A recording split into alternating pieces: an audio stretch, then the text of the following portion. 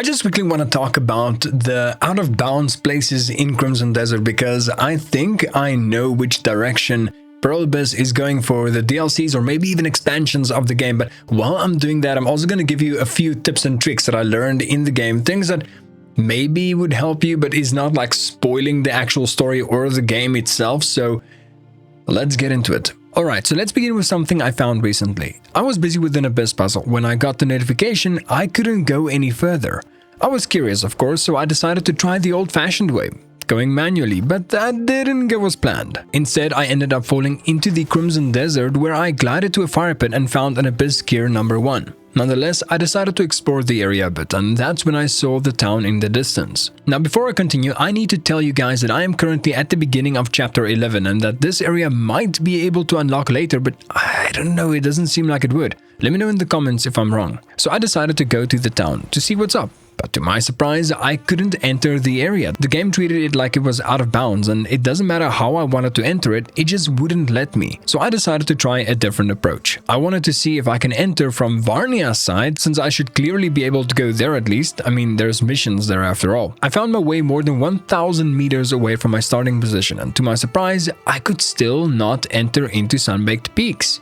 There are clearly buildings, castles, and towns there, but it seems like it's a no-go to me. So then this begs the question, why can't we enter the area? Well, like, what's wrong? Well, there is actually a few possibilities here. One, I might just not have unlocked it yet. I mean, I haven't finished the main story, and I think the people who kind of no-life the game or just rushed through the story, they'll be able to let me know in the comment section down below. But reason number 2, this is kind of an area that is, I don't know, taken out, maybe waited for a DLC or an expansion. The thing is, Pearl Abyss is kind of confusing when it comes to things like this.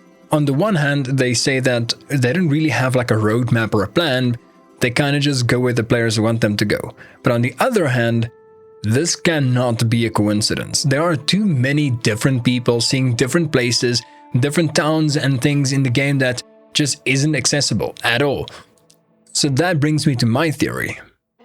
And I think it's probably going to be the theory that most people are going to have.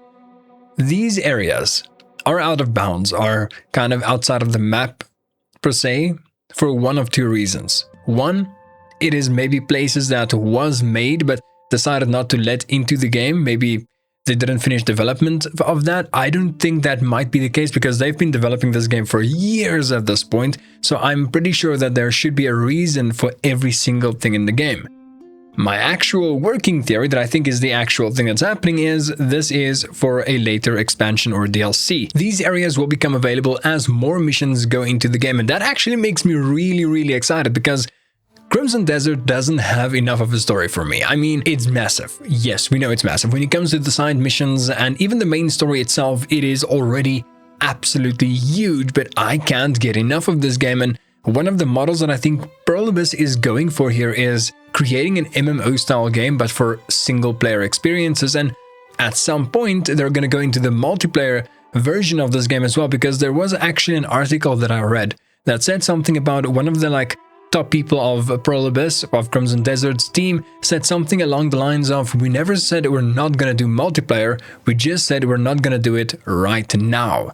So that does leave the speculation that yes, there is going to be multiplayer in the game and they're going to expand it by a lot. I don't think they made a single player experience for the sake of having a game that you can play and then you're finished. Like, I don't know, Cyberpunk or whatever the case may be. They made a game that could last decades. It's like a live service game, but for you and me. And that brings me over to my first tip that I want to share with you so I can win you over to subscribe to the channel. Have you ever wondered how you should know if there's a special weapon or armor or even shield in an area? I'm not talking about chests with special items in it, I'm talking about physical items that you can just pick up that are special. Well, there is a way to know for sure, and Pearl Abyss was really smart about this. They use the environment to subtly help you find your way, and this is pretty interesting. If you want to know if there's a special item close by, look at the sky. You will see birds flying over most of the time, but when you see birds circling a specific area, you know that in that area is something special that you can pick up. I found my way into the scrap metal area and found a flock of birds circling the area above. But they didn't circle directly above the item. No, I found a nasty shotgun shield in the one corner of the area, so you should still probably try to explore to see if you can find it. One more way is to use the pirate hat that you will find on a pirate ship out at sea. When you're wearing the hat, you will see special items and chests that are close to you and on your map. It should look like a kind of like a white dot on the map. Now, back to the video. There are more areas that are out of bounds, with everything from just buildings to entire towns that are essentially ready to move in, and I really think it's no mistake. The thing is, if you look at the history of Crimson Desert, what it was supposed to be and what it seemingly is becoming, then some pieces might start to fall in place. What I'm going to do now is purely speculative, and while some evidence might look very convincing and others not, it is your job to discern which is which. I think that a few things here are true. 1. Crimson Desert is definitely going to expand to more territories. If not, then these buildings and towns are basically remnants of some mass generation tech in the game's engine. 2. Crimson Desert is set in the same world as Black Desert Online. Look, there are too many similarities. You can't tell me that Pearl Abyss was just too lazy to change the wording. We all know that Crimson Desert was originally supposed to be a prequel to Black Desert, meaning the story would have taken place before the events of Black Desert Online. How long before? No one knows. But there was some speculation that it could have been hundreds of years, and honestly that would explain a lot. Now let me point out some similarities and also point out to the fact that I don't know that much about Black Desert's world, so I might be making some wrong assumptions here. First of all, we have the regions that are similar. The Hex Sanctuary is a place in Crimson Desert belonging to Hex Marie. While in Black Desert Online, there's also the Hex Sanctuary that also has ties with Hex Marie, and it is situated in southern Calpheon, which brings me to my next similarity. In Crimson Desert, you have Calphade and Calphade Castle, while in Black Desert, you have Calpheon, which is a major city in the game, as well as Calpheon Castle. I'm sorry if I'm mispronouncing that. I mean, the list goes on and on. You have Marnie, who is basically a mad scientist, and in which game is he the mad scientist, you ask? Both, yeah.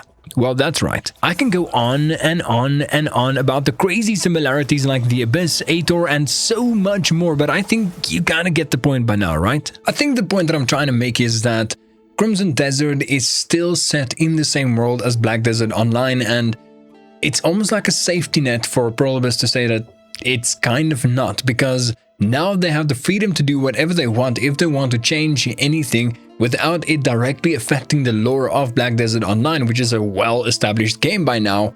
But also, they have that almost intriguing sense of lore, because now you can also look at Black Desert Online and say that, you know what, there's these similarities, maybe this is the lore of the game, so they don't have to like actually go through all the trouble to write an entirely new lore for Crimson Desert. It's like a win-win, almost lose-lose situation. A very sharp double-edged sword, but if they play it right, it can really work out very well. The cool thing about this is they are probably going to expand the game. That's kind of the point that I wanted to make in the beginning of this video, and I feel like they can use Black Desert Online and a lot of the things in that world to kind of explore in Crimson Desert as well, especially when and if they make this game a multiplayer game as well, which I don't know how I feel about that. I mean, it would be cool to play the game with my friends and stuff, but I kind of like the idea that this is like a MMO single-player game.